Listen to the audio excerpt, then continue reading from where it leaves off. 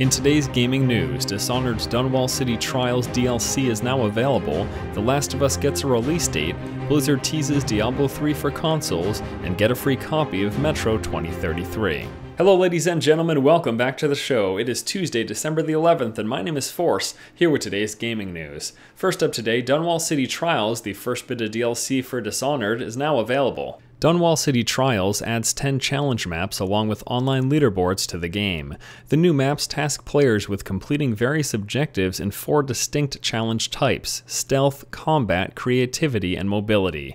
In addition to the 10 normal challenges, expert level challenges can also be unlocked for more skilled players. Dunwall City Trials is available now on the 360, PS3, and PC. I've got a video for Dunwall City Trials coming up later today. In it, I take a look at one of each of the 4 game types between the stealth, combat, creative, and mobility. The video is about 40 minutes long, and it should give you guys a good impression as to what this DLC is all about. I actually fairly enjoyed it, especially given that it only cost $4.99, and it adds a ton of replayability. Now, if you're one of those people who don't really care for these challenge missions and you're hoping for some more campaign DLC, well, it does look like Dishonored has a few of those lined up for next year, so you might want to wait for that. Next up, the post-apocalyptic game The Last of Us has gotten a release date. During this year's Video Game Awards show, a brand new trailer for The Last of Us was revealed. The video shows the struggles of surviving in Naughty Dog's post-apocalyptic world with dangerous humans and infected enemies around every corner. The video also revealed the game's release date, which is planned for May 7th, 2013.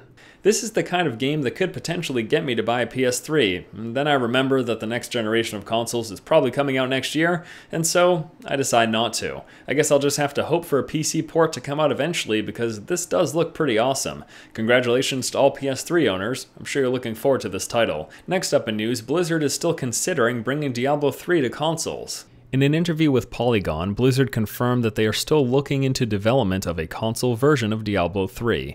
Blizzard executive Rob Pardo said, "We've got builds up and running on it. We're hoping to get it far enough along where we can make it an official project, but we're not quite ready to release stuff about it yet." Diablo III lead Jay Wilson went on to say that while they explore the console option, they are continuing to expand and add to the original game. I actually think that Diablo III would be a fantastic fit for consoles. Given the movement and targeting scheme of the game, I could see a console controller working with that gameplay. Although I do wonder, do they plan to release it on this generation or wait till after the next one? And about finishing the original game, when are they going to do it? Force, what are you talking about? Oh, I don't know. PvP, the one real thing I was looking forward to in this game, still hasn't been added. They said they'd be adding it to the game a couple months after release, and I think that time has passed. Now, I'm not going to gripe too much about this, because really it's not that big of a deal. I've sort of moved on from that game, and I don't plan to really go back to it unless PvP really does draw me in. I don't expect to see that released until next year, and a console version probably 2014 or later. But that's just my opinion. And we all know that's not worth much. Last up in news today, I'll be letting you guys know how you can win yourself a free copy of Metro 2033. In celebration of next year's release of Metro Last Light, THQ is giving away free copies of the game's predecessor, Metro 2033.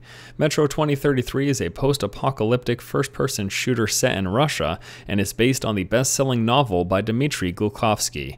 Getting a free copy of the game is as easy as liking the Metro Facebook page. Anyone who likes the page between December 11th and the 16th will receive a free Steam key for the game, while supplies last.